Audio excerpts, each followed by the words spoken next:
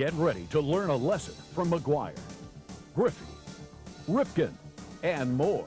Major League Baseball is proud to introduce Hitters on Hitting, Finding the Sweet Spot. Some of baseball's all-time heaviest hitters reveal the inside secrets of their swing with exclusive interviews and footage not available anywhere else.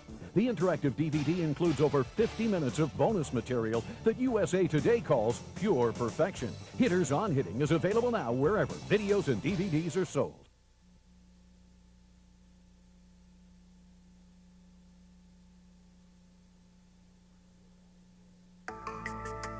The Atlanta Braves had ventured into the postseason wars 3 times in the 1990s, but always seemed to come up short.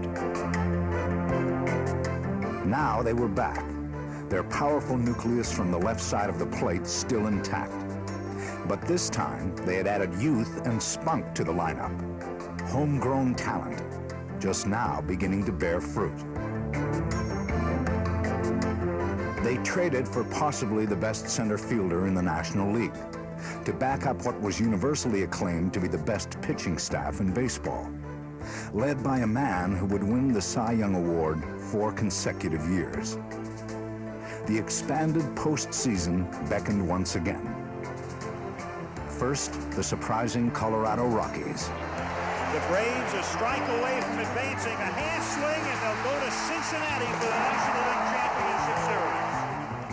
Next, the Cincinnati Reds, their bats silenced by the Braves, humbled in 4 straight.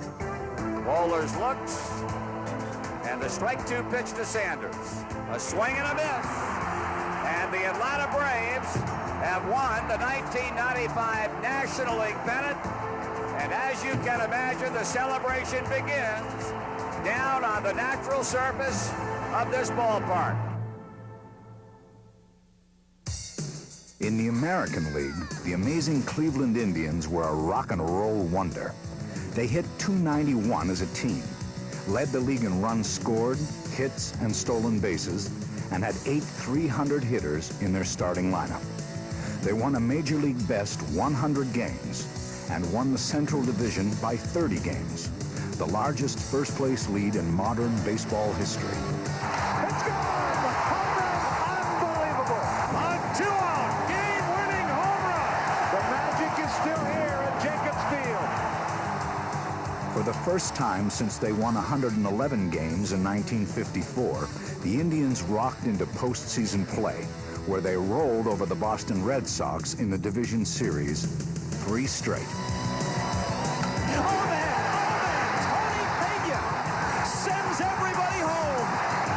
And this team that won 27 games in its final at-bat, that had 48 come-from-behind wins, that was 13-0 in extra inning games, did all those things when Tony Pena connected. Against Seattle, Cleveland beat the unbeatable Randy Johnson in Game 6 of the championship series with a sneak attack that left the Mariners demoralized.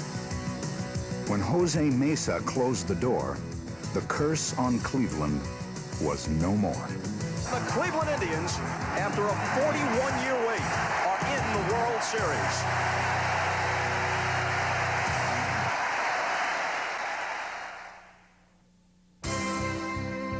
Presenting the 1995 World Series, featuring the Cleveland Indians and the Atlanta Braves.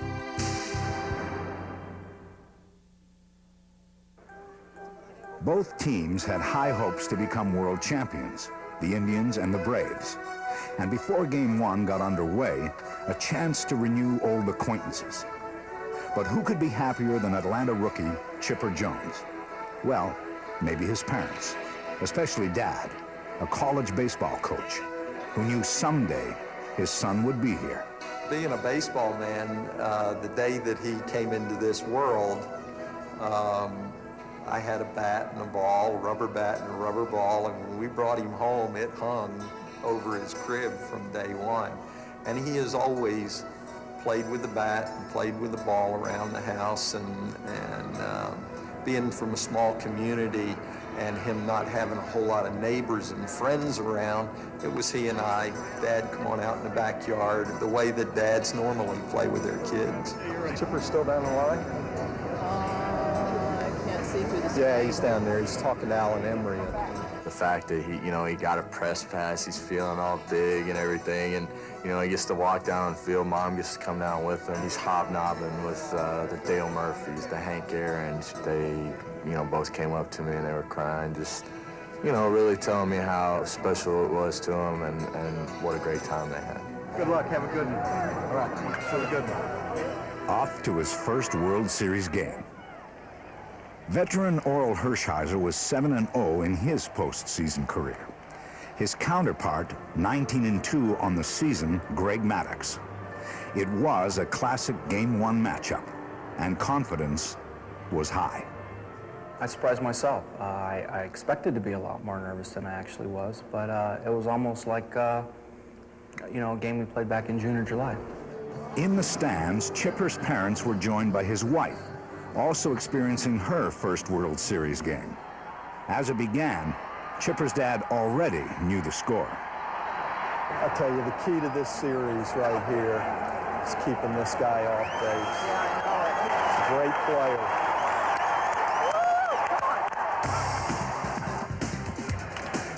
Hit down to short, and Belliard drops it, picks it up, and has no play. Belliard gets the start in place of the injured Blauser and begins the World Series with an error. He had to go to his right a little bit, and I saw that, so I just took off running, and I saw him kind of bobble a little bit, and next thing I know, I was at first base.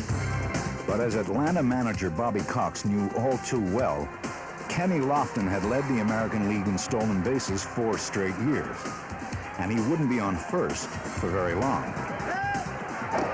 He goes, the pitch is strike 3, and the throw is not in time. Keeping up with the Joneses' worst fears, Lofton was commanding everyone's attention.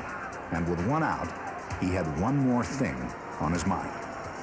They can get to third somehow, some way, and that's what I was trying to do, to get to third base. Lofton goes, the pitch is low, the throw is not in time. Jones put the glove down. The throw is right there, but Kenny Lofton steals third. Still 1 out, and second baseman Carlos Baerga looked to get his first ever World Series RBI. And he hits a soft grounder to short. It will score a run. Belliard takes care of Baerga, but the legs of Lofton create the first run of the World Series. Although he didn't allow a hit, Maddux trailed 1-0. In the bottom of the first, Hershiser gave up a leadoff single to Marquise Grissom, and with 1 out, Jones made his World Series debut. This has to be a thrill for him. Gotta be a thrill. Remember when he was being drafted? Yeah. Chipper Jones, given first name Larry. And he hits the 2-2 pitch on a line, and it's caught by Vizquel, who starts a 6-4 double play. I'll tell you what, that kid's a great shortstop. Great shortstop. Parents can find a silver lining anywhere. But while Jones was robbed in his first World Series at bat, Oral was the victim 1 inning later in crime dog Fred McGriff's debut. Freddie McGriff to lead off. Well, the first at bat, your first World Series at bat, you want to get that first good swing. Just once you get that first swing, then you start loosening up. So I was telling myself, take a nice little rip. And he launches one to deep right field. She's gone to tie it.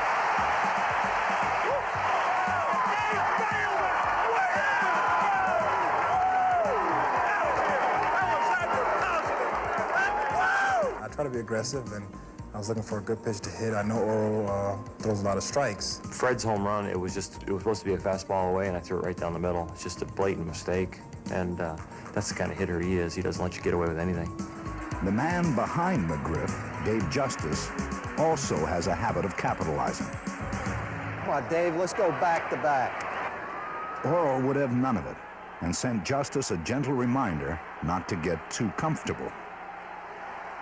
Well, you got to pitch inside if you want to be successful. Wasn't even that far inside. He just overreacted. A lot of hitters resent that. I told him.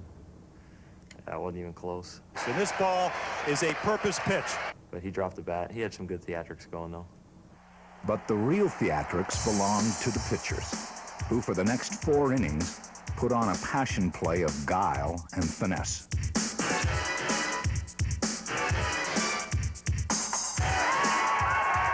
just makes it look so easy. It's a clinic. 12 straight set down by the professor. The thing that makes him effective is that he'll throw a pitch that looks like it's in the zone, and by the time he gets there, he's got good late movement. It just... In Chipper's second shot at Hershiser, he again would come up empty. Jordan's over here, and every time the pitch comes, he's going... Like you don't. You never I've been calm tonight. I have been calm. That's grounded toward the hole. Baega started to stumble. Oh! And turns in a nice play to take care of Jones. 2 down. Golly. That was his pitch. Maddux was keeping everything on the ground and benefiting from the glove work behind him. That's grounded sharply to the right side. Great stop by Lefty. Come the 6th inning, Chipper could see the writing on the wall. When you get robbed of hits in your first 2 at-bats against Hershiser, you're just going to have an unlucky night. 2 balls and 2 strikes. The pitch is waved at and missed, and down he goes. Look at the Bulldog. What a beauty. 1-1. It made me look bad on him, and I'll remember that next time I face him. Well, maybe. But the calm and collected Maddux wasn't even paying attention to his opposite number. I try not to get too involved in who I'm pitching against and just try to concentrate on the hitters. Still tied in the 7th, Oral's clock began to wind down. I didn't really have a concept of time in that game, of, you know, oh, we are now in the 5th or the 6th or where it was. It was just the fact that I need to keep getting people out because Greg kept putting up a 0, so I needed to go out and match it. You know, I just didn't answer the bell in the 7th. First, McGriff, as Oral's control slipped away. 1-1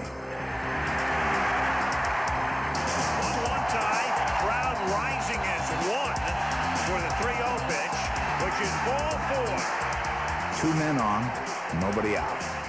Hershiser had eclipsed 100 pitches, and during the mound conference, he felt it best that he not go on. I was asked how I was feeling, and I told him, you know, I don't really think I have it right now. I think you need to get somebody else in here. And Mark made the change. To left-hander Paul Ossenmacher, who compounded matters for Cleveland by loading the bases with a walk to pinch hitter Mike Devereaux. Well, this is absolutely amazing. You got a pitcher's duel going on. Very few hits, very few base on balls, and all of a sudden, they're loaded up 3 walks. Julian Taveras came on to face Luis Polonia, and though he would drive in a run, the Braves deserved a better fate. Grounded to short, and it's juggled by Vizquel. He gets it out there, and they score the go-ahead run. Cox is going to argue the call. I don't think Vizquel ever had control of the ball. Bruce Fleming called Devereaux out at second base because he said he was in the act of throwing. He never had control of the ball. So it winds up as a force at second. It's 2-1 Atlanta. 1 out, runners at first and third.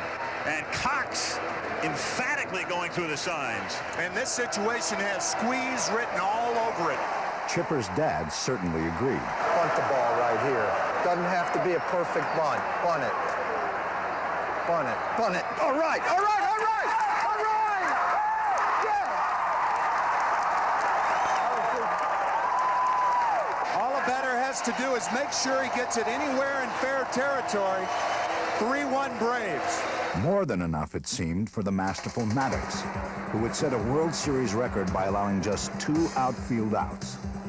But with 1 down in the 9th, Lofton struck. And that's it into left field for a base hit. So Lofton with a single. I tell you, Kenny Lofton in this postseason has been so impressive. I wasn't going to just sit there and just let guys swing and make out. I was going to try to do something. And with a 3-1 lead with Lofton, who can run at first, it doesn't make a whole lot of difference. He goes, and it's grounded to the right side, and Lemke plugs up the hole, throws him out, and Lofton's going to go to third, and he's going to get away with it. It's a terrible strategic move, but he gets away with it. Terrible. Life is full of chances, and you got to be aggressive, and I felt that these guys were taking bad swings, and you know they weren't hitting the ball good at particular times. So if you feel that your team's not hitting the ball well, you got to do something else. That would have been about the most embarrassing ending to a World Series game ever had Lofton been thrown out at third. As it turned out, it's probably glad that he went ahead and scored, because that's just one less distraction on the bases. That's somebody you're not going to have to look at. I think if it does anything, it enables you to concentrate better on just the hitter, because that's all that's out there now is just the hitter. And with 2 out, the only hitter remaining was Carlos Baerga. He is phenomenal. We got to keep him off base, because the next guy on deck is like the best player. He's an American League MVP. We got to keep him off base. Tell you, nobody in baseball that I've seen in a long, long time can carve up a lineup like Greg Maddux. And it's popped in the air down the left field line. Strike one. On the next pitch, Baerga sprained his ankle. His legs look to me like they're bothering. Carlos Baerga appears to be hurt. These swings that he's been taking have been very funky. Kirk Gibson went up there one-legged and hit a home run in the World Series before. So, I mean, even though the guy appears to be hurt, I don't think that's going to change your approach about anything. And Maddux is a strike away. 1-2, popped, foul, giving chases Jones, and he makes the catch to give the Braves the win. A 3-2 victory in Game 1. Just the 15th two-hitter in World Series history. And only one word to describe Maddux. Awesome. Pretty awesome. It's just awesome. I just think that he had a game plan going in, and he worked it to perfection. Just trying to cut it and sink it in there and you know, throw some change-ups, whatever. I think you're doing him an injustice when you try and come up with more accolades, you know, because there's nothing else you can say about the guy that hasn't been said. He's a great pitcher, man. I mean, it's great to win the first game, but we got to win 3 more. I mean, it's just a very small step to where we actually want to be, and you know, we may have won the battle, but we're not even close to winning the war, and I think we all understand that. It's a very good team, and just need to come out and play well tomorrow.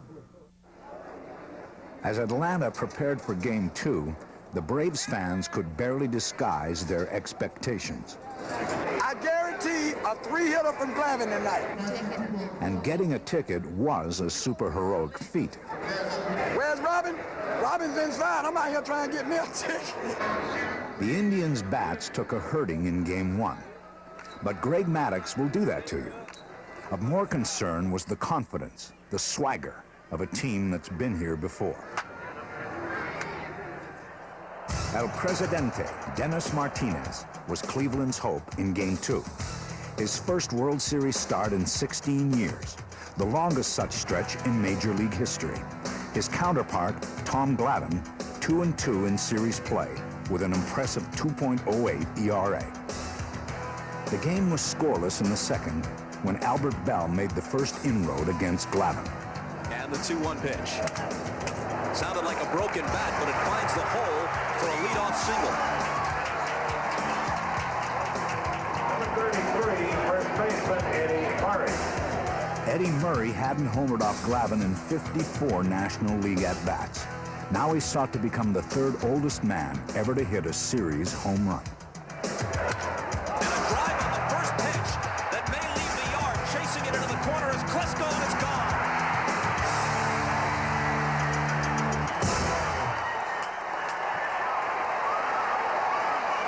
Well, he had been 0 for 11 from the right side in postseason play, but he can always hammer that high fastball. Glavine makes a mistake, and Eddie Murray makes him pay for it. High fastball.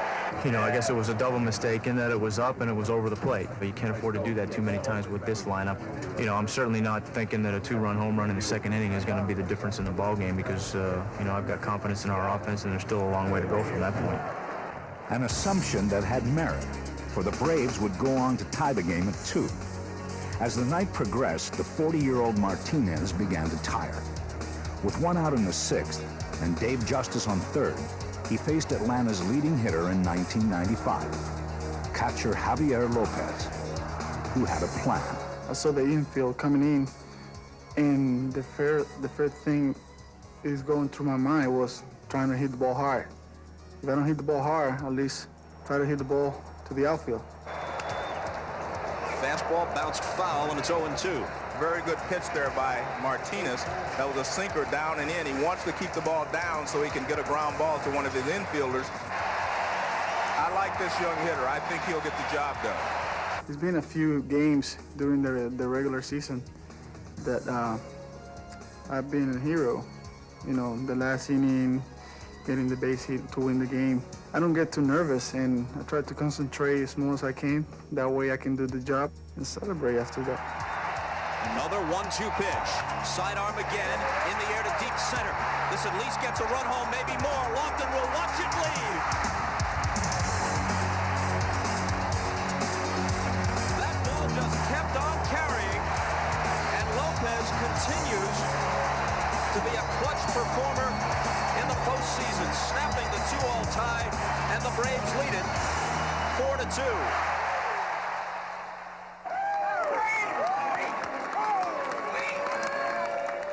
After 2 more hits, Martinez was through.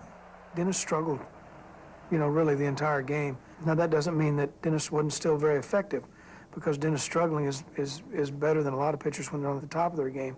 He did struggle, but he did keep us in the ball game and allowed us a chance to win. Martinez had pitched 5 2/3 innings, and after allowing 3 hits in 6 innings, Glavine also left the game. The Indians scratched out another run in the 7th to close the gap to 4-3. However, Cleveland's comeback hopes were dealt a severe blow in the 8th, when with 1 out, the second hit of the game by Manny Ramirez put him on first, but not for long. You see Lopez indicate with his index finger. That means he wants it away from Tomey. If he puts down 1 with his little finger, he wants it inside. Let's see what he does here. Fastball inside. A throw in to first base, and they got him. Ramirez with the mistake of a youngster in a World Series game, straying off first. That was a planned pickoff play, though. You saw the sign by Javier Lopez inside, and then he gave him the fist, like you're really pumping in there. In that moment, I gave it the sign, and he was ready to cover the first base. You know, I called that fastball in because I thought with 2 strikes, he's probably going to swing that pitch inside. And my thought was strike him out and throw him out in first base. But now that he took that pitch, at least he gave me a chance to throw him out in first base. And that's exactly what he did, snuffing out the Cleveland rally before it got started. Come the 9th inning, Atlanta called on #1 reliever Mark Wohlers, who got 2 quick outs and looked to make shortstop Omar Vizquel his final victim. Vizquel is hitless. And that's through for a hit as Wohlers tried to barehand him. It's all right. He's all right here now. One more. That's all we need. One more. Vizquel is going on the 1-1 pitch, and there's no throw. A single could tie this game.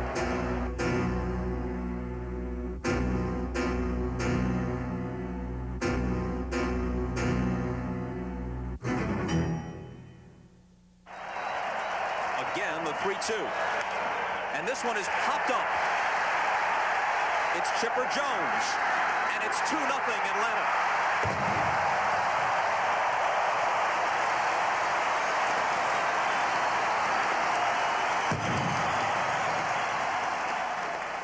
A swing and a fling. The hero with both his bat and his arm. Catcher Javier Lopez. Surely a game he'll never forget. So too Wohlers, who fully understood the magic of the moment. It's a dream come true to get a save in the World Series when there's 26 other teams sitting at home watching. You know, you're the best team in the National League, playing for your league, playing for your team, playing for your family, playing for yourself. And to get that last out and just to hear the roar of the fans in Atlanta, you know, celebrate and see the guys run out there and celebrate. It's a feeling you really can't explain. And so it was on to Cleveland, a city proud of its renaissance, a city in love with its tribe.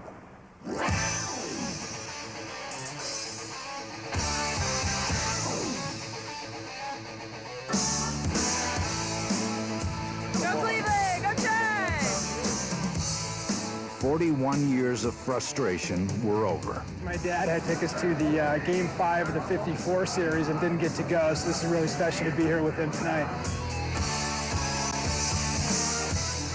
And at home, Cleveland was an amazing 58-19. Jacobs Field, this is where the magic is. When they're on our turf, we win. Comeback team, cardiac kids. All signs pointed to a Cleveland comeback, for the Indians and Jacobs Field have had a love affair since '94. This was Cleveland's secret weapon, the Jake, their ace of spades. You're here at the World Series. That's right. Mom, I'm at the World Series. We hope you enjoy your visit to the ballpark. The Braves called on postseason veteran John Smoltz for Game 3, and the Indians countered with Charles Nagy, playing in his first postseason. Charles was in charge of keeping the Braves from taking a daunting 3-game lead, but with 2 out in the first, that rookie struck again. Left center field, Lofton and Bell in pursuit. One bounce against the wall. Chipper Jones, who doubled in the first in Atlanta in Game 2, does the same here. Boy, that Chipper, man. Jones is second, 2 down. And McGriff lines one toward the right field corner. Ramirez won't get it. Jones is going to score. The Braves are on the board. McGriff will stop at first. That's not good. Not good. But at Jacobs Field, no lead is safe.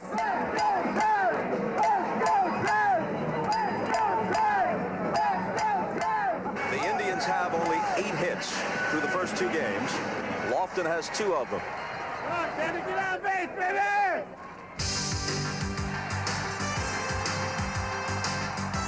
Lofton's leadoff single in the bottom of the first further energized the Cleveland crowd.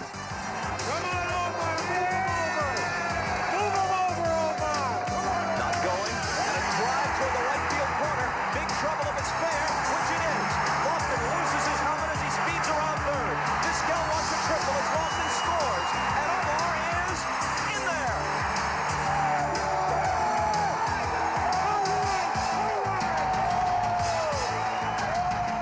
Omar would score to make it 2-1 Cleveland. And in the bottom of the third, Smoltz ran into trouble once again. This time, a leadoff double by Lofton put him in scoring position. Now, Vizquel was asked to move him over. But Omar got more than he bargained for.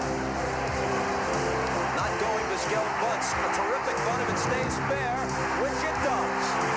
Runners at the corners with nobody out. Baerga, an RBI ground out his first time up. After I pop out twice, you know, the first 2 games, you know, to finish the game, it was kind of hard for me. So that happened, you know, and I said to myself, I need to help this team, you know, to win this game, and I want to get a base hit, you know, at least to get a chance for RBI to bring another RBI. 1-1 pitch, line to left, coming on Colonia, can't get it. Lofton scores. Vizquel stops at second, another RBI for Baerga. 3-1 Cleveland. What they needed now was for the big man to chime in. 2 on, still nobody out, and here's Bell. This is the guy that they've got to get going. I don't know how they're going to do it, but this is the guy that the Indians really have to have. Hit hard toward the middle, it's through. Vizquel is going to score, an RBI for Bell. 4-1 Cleveland. Unexpectedly, Smoltz was gone after 2 1/3 innings. Serenaded, if that's the word, by Ray Charles. Hit the road, Jack. Don't come back no more, no more, no more, no more. Hit the road, Jack. Don't come back no more. Cleveland fans were giddy, especially with a relief pitcher coming on who was somewhat unprepared. I didn't have time to think about anything, so I didn't even know who was coming up. I didn't know what the situation was. I didn't know how many people were on base. And so I came in onto the field, and I walked down, and I noticed that the bases were loaded, and I looked up scoreboard. It was 4-1 and 1 out, and I was like, man, here we go again. Well, they brought in Brad Klotz because he can get the ground ball. He is a sinker ball pitcher. I didn't even have time to think what his strengths are and how we're supposed to pitch him. I'm just going to throw my strengths. I'm going with my sinker, keep it away from him. I know he's a dead red fastball hitter, and he's going to be looking for something he can drive, and especially in a situation where he can put the game out of reach. And the 1-2 pitch. Hit hard, but a double play ball. Lemke to the bag himself, and the throw to complete it. Smoltz comes in to get a double play ball. That's what he does. A 4-1 lead, but an opportunity missed.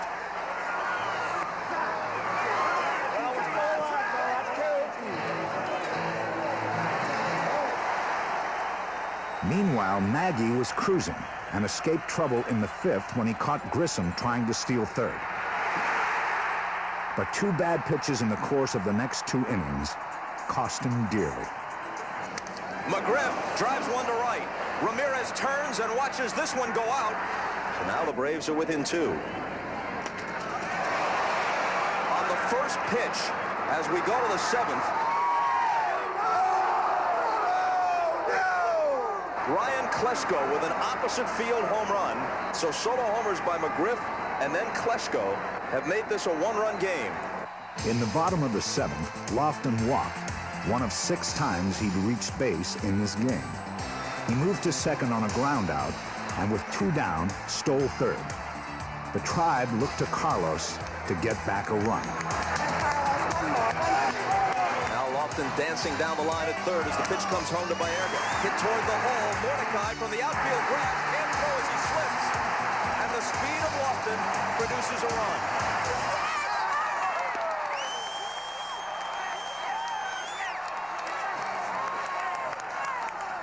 With a 5-3 lead at home, the Indians had to feel confident.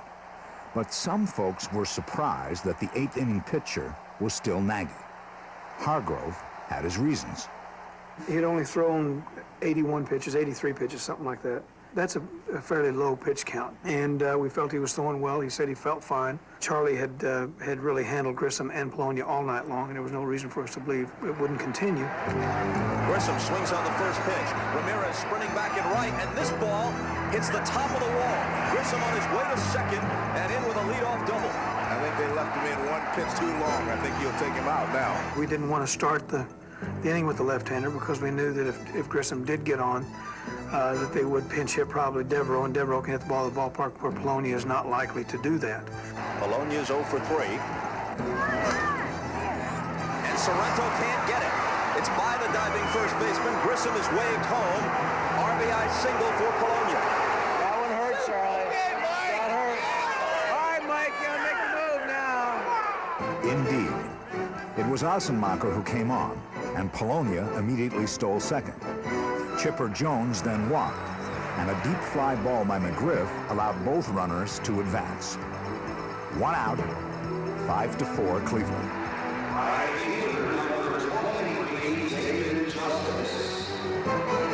A base hit could give them the lead. Baerga boots it. Does he recover in time? No, safe. The game tied, and runners at the corners, still only 1 out. That brought on Julian Taveras to face pinch hitter Mike Devereaux, hoping for his first World Series hit. I was telling myself not to make myself nervous at all, but the all fun part of being in the World Series, the fact that, hey, this is pretty exciting. This is going to be the most important at-bat in my entire career. The 1-0 pitch is hammered into left center field. It gets down for a base hit. The Braves have taken the lead. Though a spectacular double-play pivot by Vizquel prevented further harm, the damage was done, and Cleveland fans were stunned, trailing now 6-5. But in the bottom of the 8th, Wohlers came in with 2 on and 1 out. 50 times, Cleveland came back to win in '95. Why not 51? So the batter is Sandy Alomar Jr. First and third, 1 out. On the first pitch, he hits it between McGriff and the bag. The game is tied. Kirby the pinch runner to third. Alomar on his way in with a double, and he pumps his fist as he gets there. Alomar's well-placed double had tied the game at 6, but Wohlers got the next 2 outs. Atlanta had played its relief ace, and in the 9th, so did Cleveland. Jose Mesa came on for his first ever World Series appearance. A showdown was at hand. Mesa, I mean, 46 out of 48. You don't think the guy's ever going to give up a run. To deep right, and Ramirez will have to play it off the wall, and Lemke's going to be held to a single. We were hitting Mesa around pretty good, really. I mean, there's some balls really cracked. 2 on, 2 out of the 9th. Hit hard, and Perry scoops it up. preserving the tie. Harry was brought in for defensive purposes, and he made the play of the game. I enjoyed it. I mean, that was probably one of the best moments I've had. It was incredible. I mean, the feeling coming off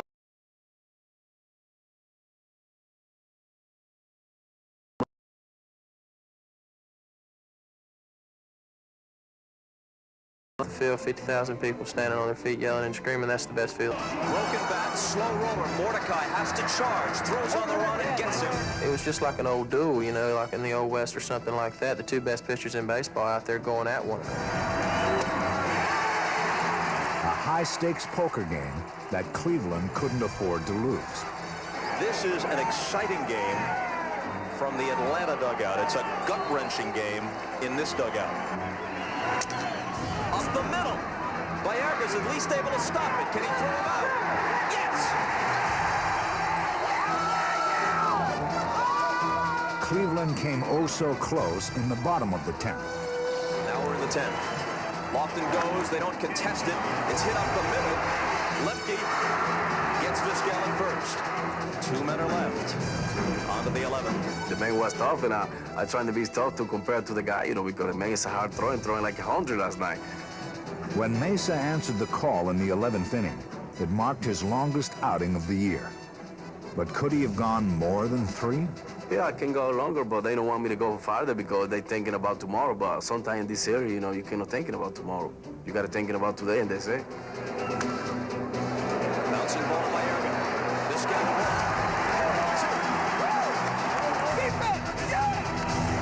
And now they give themselves another chance to win. When Alejandro Pena relieved Wohlers in the bottom of the 11th, he immediately ran into trouble against the man who had made the final out in the first 2 games. Baerga smacks one into right center field. This is going to split the outfielders and go to the wall. Baerga doesn't run that well, and he's content to stop at second base.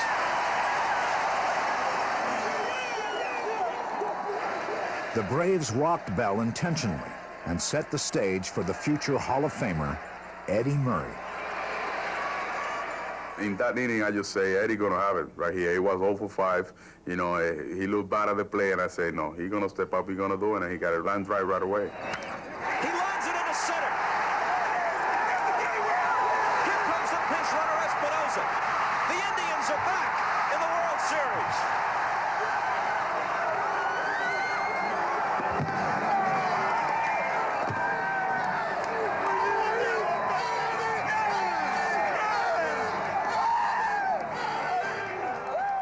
Final score, 7-6, and a classic World Series game. When it's over with, it was fun to be a part of. When it's going on, it's pretty much torture. You don't have a whole lot of time to sit back and enjoy it. It's hard to lose. I'd rather get beat 25-0 than lose a tough game. Even when we go on and win this thing, I'll remember that game because it was tough. And game could have gone either way. You know, they were due for a few breaks, I guess. There's no team that's ever come back from being down 3 games to none. There haven't been many that have come back from being 2 games down to none, but we gave ourselves a chance, and that's all we asked for, is just a chance. Before Game 4, bubbles dotted the Cleveland landscape. Okay, this is the Bubblehead Club in honor of Alvaro Espinosa and his pranks in the dugout, sticking a bubble unsuspectingly on teammates' hats. Everyone was in the pink when these bubblicious good luck charms worked in Game 3. For fans who'd rather pop than chop. The Atlanta Tomahawk Chop's getting kind of old, so we figured we'd come up with something fresh here in Cleveland.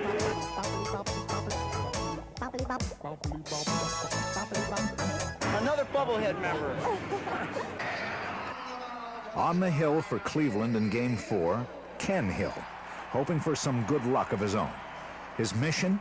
Keep Atlanta leadoff hitter Marquise Grissom off the base path. But on Hill's first pitch, Grissom singled to center field. And Bobby Cox figured it was a good time to force the issue. And there goes Grissom, and the first pitch is a strike, and the throw is a one-hopper that is not in time. Right fielder. With 2 on and 2 out, Justice sought to shake his series doldrums. Hargrove liked the matchup, with Justice 1 for 25 lifetime against Hill. And that's grounded to Vizquel softly. To Baerga for the force. And Atlanta squanders a threat in the first. The Braves countered with Steve Avery over Maddux, a choice that begged an answer from Bobby Cox. And it was the smart thing to do, was pitch Ave. And I told him that no matter what our record, probably he would pitch the fourth game no matter what. And the other thing was, Avery was throwing great. So when a guy's throwing great, I don't think that there's any question what you should do. Avery pitched shutout ball through the first 5 innings. In fact, he allowed the Tribe only 2 hits, and his smooth, effective outing made Cox look like a genius. Belliard is there to field back of second and throw him out. Well, so far you can't second-guess Bobby Cox going with this young man, Steve Avery. In the top of the 6th, Ryan Klesko sought to break the scoreless tie. For up to now, Hill was matching Avery pitch for pitch. That's drilled to right field and out of here. Split-finger fastball, and it's a rocket to right. Klesko's second home run in as many nights gave Atlanta a 1-0 lead. But the hardy Cleveland fans had hardly given up hope. We're gonna do it right now! We're starting it, and here it comes! Showtime in Cleveland, Ohio! World Series! Let's do it now! The beleaguered Carlos Baerga had hit into a double play in the bottom of the 6th. And that left matters up to Albert Bell. They gotta have Albert hit one out of here. Albert's gotta hit the ball in the air. Avery worked him away. A walk and a strikeout for Bell tonight, and Avery hasn't given him one decent pitch to hit. But as Cox knew only too well, Albert can make even outside pitches disappear. The World Series! It's 4th and 1!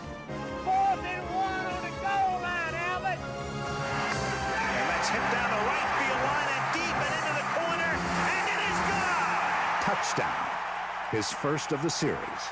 4th and 1! But the Indians weren't quite through. Walks to Murray and Ramirez put 2 men on with 2 out, and Avery now faced first baseman Herbert Perry. Come on, Herbert!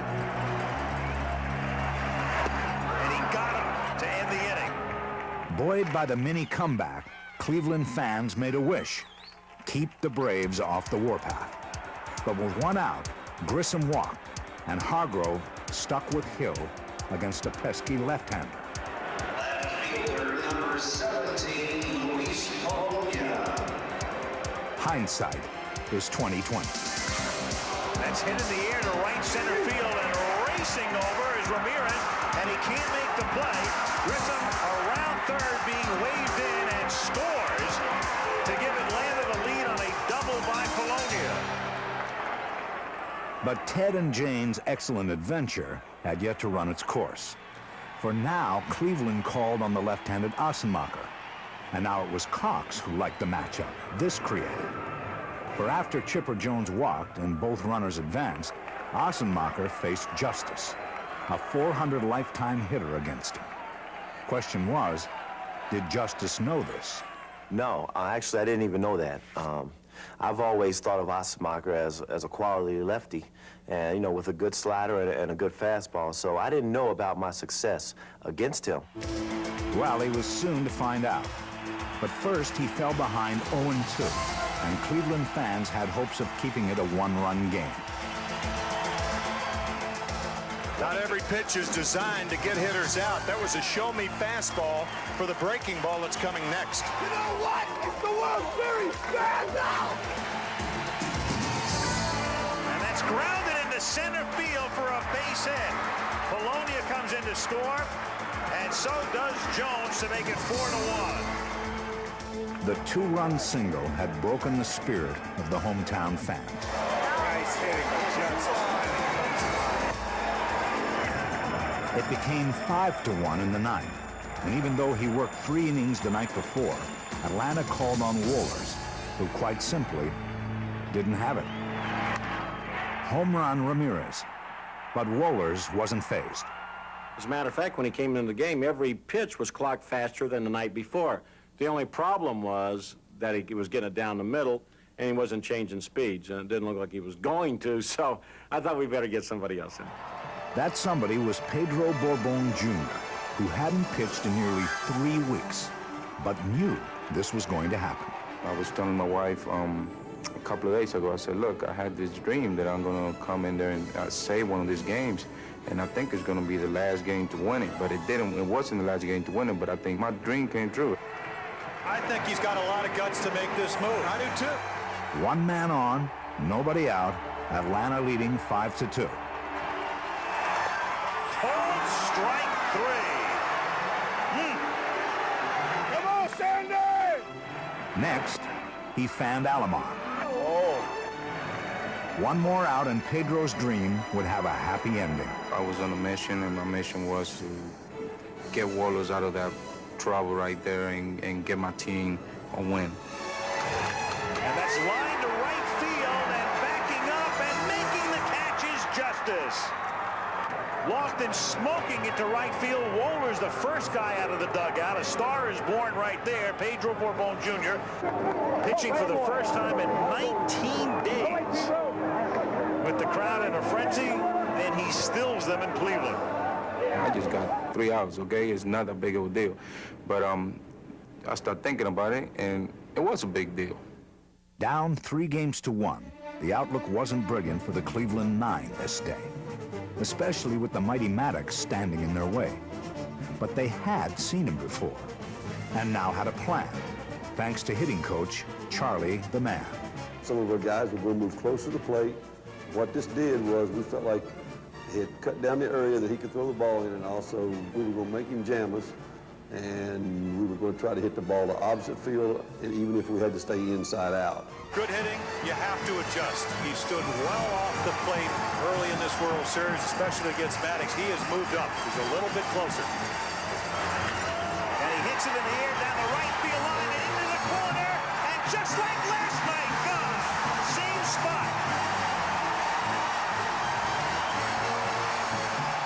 Bell's first inning 2-run homer followed the manual plan to perfection. Next, Eddie Murray.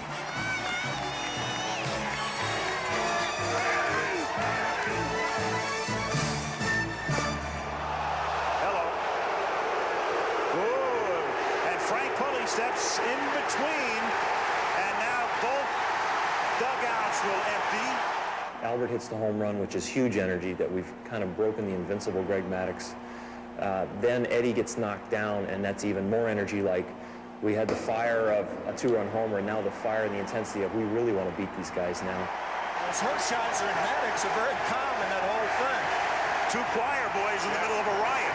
I just asked him, hey, were you throwing at him on purpose? And Greg said, no, I was trying to jam him. And I said, well, you're better than that. Kind of in a connotation meaning, you know, if you're going to come into somebody, it doesn't have to be at their head. And you know, I have a lot of respect for Greg, tremendous amount of respect. And I know he probably wasn't trying to hit Eddie and hurt him, but he definitely was trying to knock him down. This guy, he can throw a ball in a teacup. So the ball, you know, the teacup was a little higher than I would appreciate it being thrown at my player. On the strength of a surprising Luis Polonia home run, the Braves got 1 back. And as the game moved to the bottom of the 4th, Eddie Murray gained a small measure of revenge. That's line and caught, and what a play by Maddux. That's as good as it gets. I'll tell you, a certain amount of solace for Eddie Murray also after being knocked down. Now he knocks Maddux down. Hershiser and Maddux, the sequel, was shaping up as expected. But Oral's 2-1 lead became endangered in the 5th. A single, an error, and an intentional walk loaded the bases with 1 out, and the always dangerous Grissom was at the plate. And it's a little chopper to the left of the mound, and Hershiser won't have any play as it turns out. The only play he would have had, the way that ball was hit, would have been a 1-2 force at home. And now the game is tied and the bases remain loaded. Polonia comes up, he just hit a home run off me, and I'm hoping that I can get a ground ball, and a ground ball hard enough, because this guy's fast, hitting from the left side. And fortunately, he hits a bullet at Omar and gets us out of the inning. That was absolutely a huge point in the game, because Maddux, starting to get the feel for things, goes out there with a lead. We're in big trouble. Still, the game was now tied 2-2, and time for the Indians was running out. But Baerga laced a double off Maddux with 1 out in the 6th, setting the stage for some Jacobs Field magic.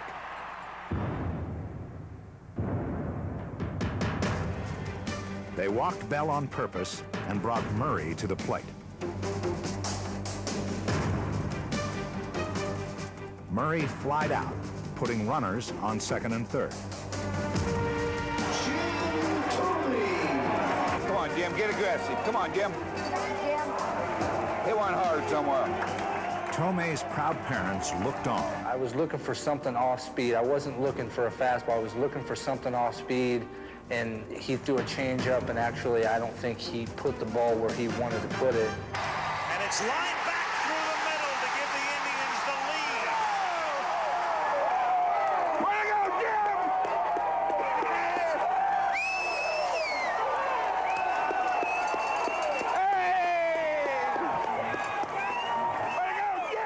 Next, Manny Ramirez. And that one's hit into right field to make it 4-2 by Ramirez.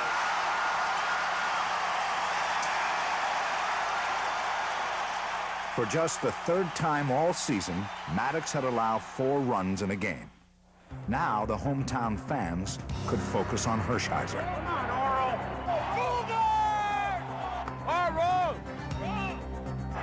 Swinging and lining a base hit into left field. So Mordecai with a single here in the 8th inning to lead things off. And Marquise Grissom comes up. And will there be a visit? Hargrove remains in the dugout. And they don't have anybody warming up in the bullpen that can induce a double play like Hershiser. And that's a liner caught by Hershiser. Throws to first. They got him for the double play. What a play. Finally, I used my glove for something good in this game. I was just yelling, take that, take that. Well, this may be a ticket to Atlanta right here. Bulldog has him in a frenzy.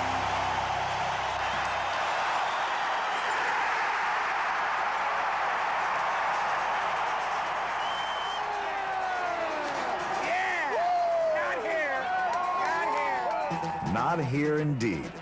With Cleveland leading 4-2 in the bottom of the 8th, it was Tomei time once again. Come on, Jim, don't be afraid to hit it to left. Come on, Jimmy, put the nail in the coffin. To deep center field where it's 405 and gone.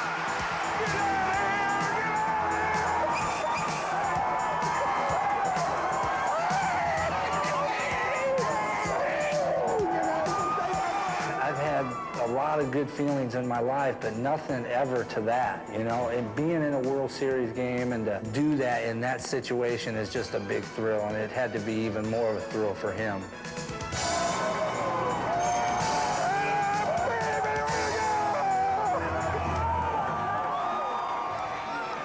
Now in the top of the 9th, a chance for Jose Mesa's wife to celebrate, in anticipation of her husband locking this game up. Mesa saved a Major League high 46 games in '95 and allowed just 1 earned run at Jacobs Field. But Ryan Klesko, with 1 on and 2 out in the 9th, gave the Indians cause to pause. To right field and deep, and it is gone. 1 strike away. Klesko hits 1 out. It is 5-4, and they're going to wring every last ounce of emotion out of this crowd tonight. 5-4 with 2 out in the 9th. Mesa got 2 quick strikes on the patient Mark Lemke, and Jacobs Field begged for 1 more chance to celebrate.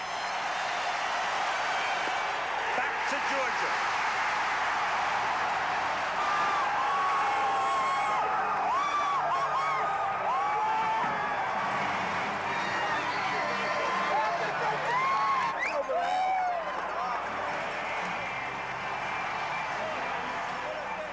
Let's face it, going to Atlanta, I mean, they're going home. They need 1 game to win it all. And if we win this next game, we'll win it all. I believe that. And this next game is going to be the biggest game of, I think, everybody's career. We came up here and we played pretty dang well. Made things tough on them. Now they got to go into a hostile environment and beat us twice in our own backyard. Hats off to them if they do it. I don't think they will. Back in Atlanta, Braves fans were hoping for deliverance from their past World Series woes. It's over tonight. It's over tonight. We'll see. It's not over yet. Chief on everyone's mind was winning the game. But for one Brave in particular, there was some damage control to be done. Prior to the game, Dave Justice challenged the fans to get behind the Braves with a bit more fervor.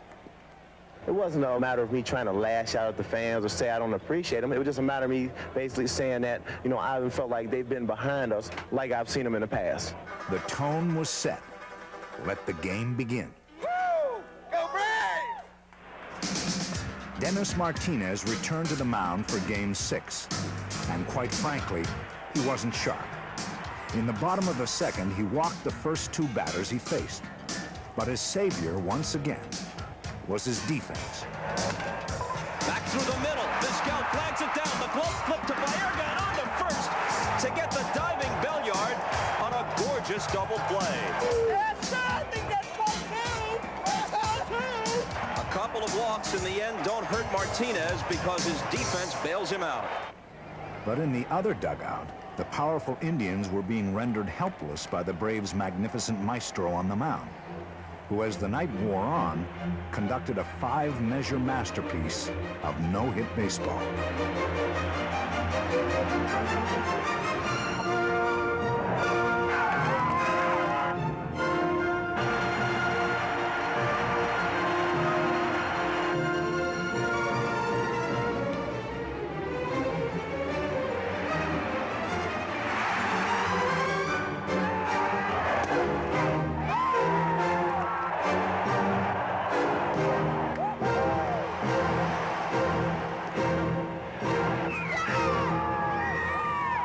Bravo, bravo. A virtuoso performance by Tom Glavine. But still a scoreless game. In the bottom of the 5th, the gutsy Martinez was gone. Hargrove called on left-hander Jim Poole with 2 on and 2 out. Poole got 2 quick strikes on cleanup hitter Fred McGriff, as fans in 2 cities held their breath. On 3 pitches, he ends the threat. Hargrove's move pays off. Could Cleveland be held hitless in a World Series game? Not if 15-year veteran Tony Pena had his way, leading off the 6th.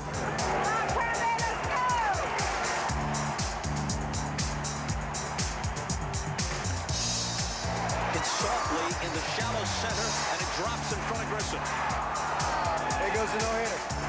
But still, the Indians failed to score at the hands of Glavine.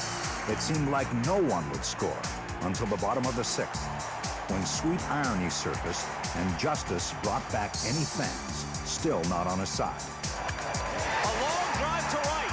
Ramirez turns to the track. She's gone. Dave Justice, all is forgiven in Atlanta. Bob, it's okay to talk the talk if you can walk the walk. Prime time justice? Or is it served? Well, in fact, justice prevailed into the 9th, where after 8 innings of 1-hit ball, Glavine gave way to Wohlers. Just 3 outs separated Atlanta from its first sports championship and the 5th one-hitter in series history. Let's go Braves! Let's go Braves! Let's go Braves! Cleveland hadn't lost 1-0 in 566 games. But Lofton's leadoff effort would be thwarted by the Atlanta Brave defense. A blooper in foul ground. Belliard racing over. Backhanded grab. He is their defensive specialist, and that's why Bobby Cox said, I always hate to take Rafael Belliard out of the ballgame for a pinch hitter. Mike Hargrove can't afford to leave his shortstop in. He'll send up Sorrento, a 25 home run man, hopeful that Wohlers makes a mistake and Sorrento can tie it. Center field, Grissom, lots of room. 1 out away. the most feared offense in baseball all year long, held to one hit through 8 2/3 by Glavine and Wohlers. Baerga is 0 for 3. Left center field. Grissom on the run. The team of the 90s has its world championship.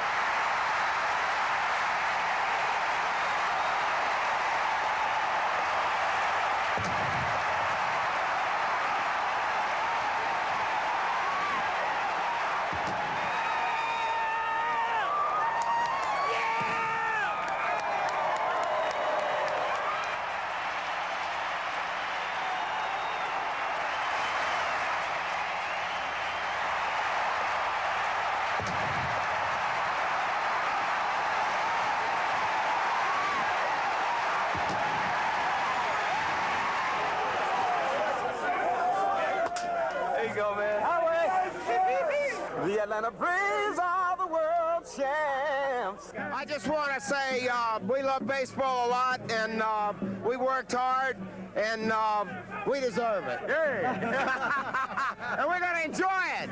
Okay. Oh, thank you.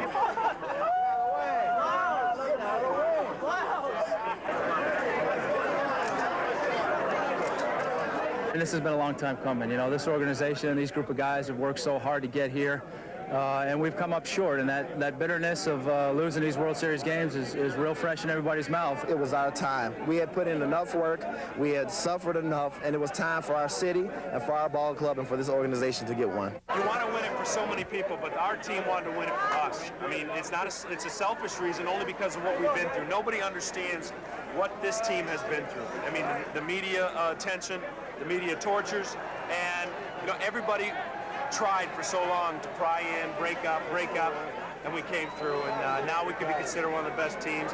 It's just not fair when you're in a World Series, you're either a choker or a champion. I don't understand that. So they can say all they want now about who's a postseason player and who isn't. We got a World Championship under our belt.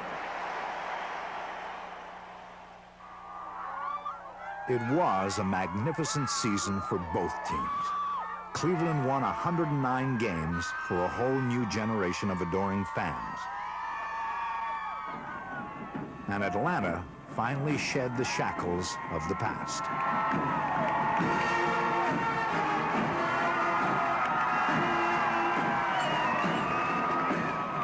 More than 600,000 turned out to honor the new champions of baseball.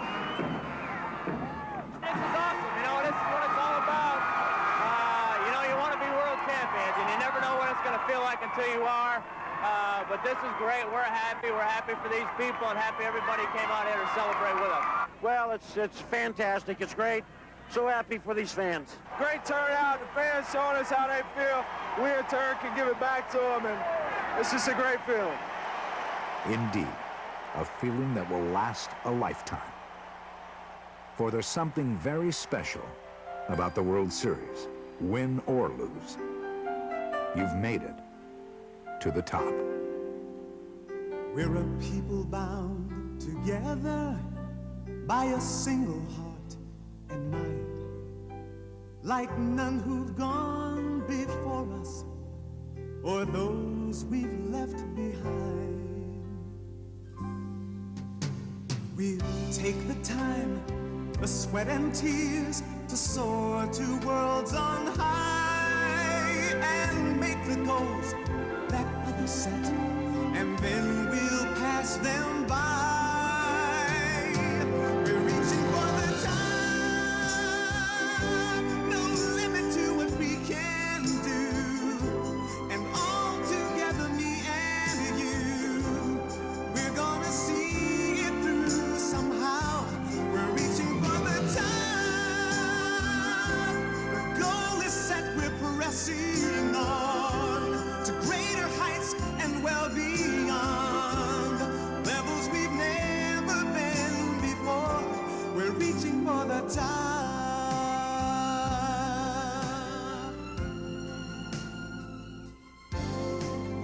It's a hunger that we're sharing and a thirst we all possess that keeps us moving upward in search of sweet success. We know the task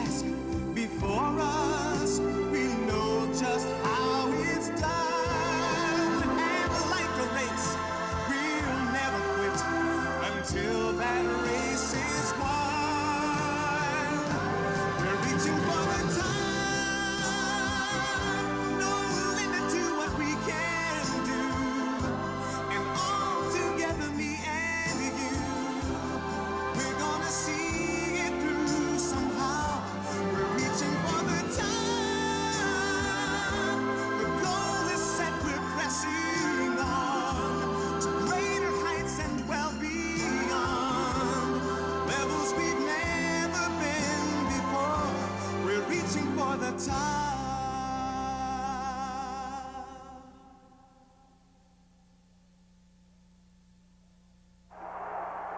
The wind and the pitch, here it is. Swung, fly ball deep left center. Grissom on the run. Yes, yes, yes. The Atlanta Braves have given you a championship. The Atlanta Braves have brought the first championship to Atlanta. Tom Glavine, one of the most courageous pitching performances in World Series history. And Mark Wohlers, as he's done all year long, able to close the deal. It's over. Fly ball left field. Back goes Grissom. Still going back. He's there. The game is over. The Atlanta Braves have won the World Series. The Atlanta Braves are the champions of all of baseball. Left center field. Grissom on the run. The team of the 90s has its world championship.